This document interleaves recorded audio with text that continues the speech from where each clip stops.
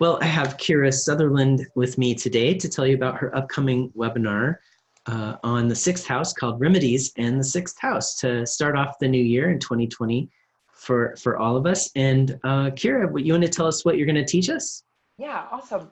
I'm really excited for this. When Tony and I were talking, it was, what to do with the new year. And I know there's some amazing astrologers doing the year ahead, and that's not really my forte anyway.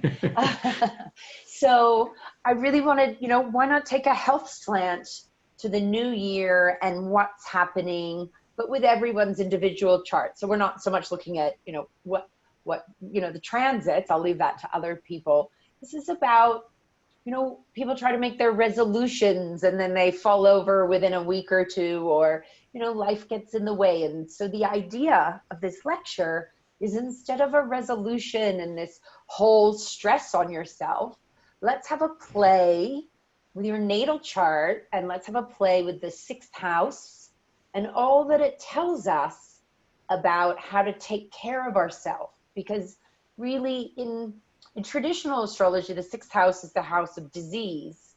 But as we're moving, slightly more modern, it's health and disease, or hygiene and how we take care of ourselves. The sixth house is about routine and ritual and daily life. And there's so much that we can play with in somebody's chart around taking care of themselves and how to get into better routine. So instead of a resolution, I want everyone to routine their year where they enjoy it and can work on playing with that sixth house and its ruler. And I have a few other little things I'll bring in as well to kind of have a play with that. So that's really where I'm going with this.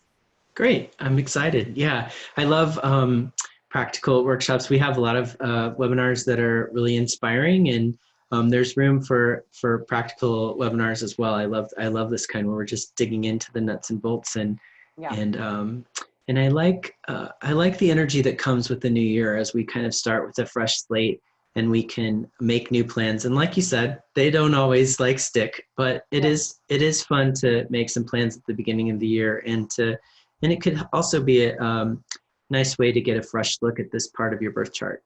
Yeah, and we don't look at the sixth house that often during natal astrology, unless there's something big happening. So this is really what your natal chart is trying to tell you is the way to take care of yourself.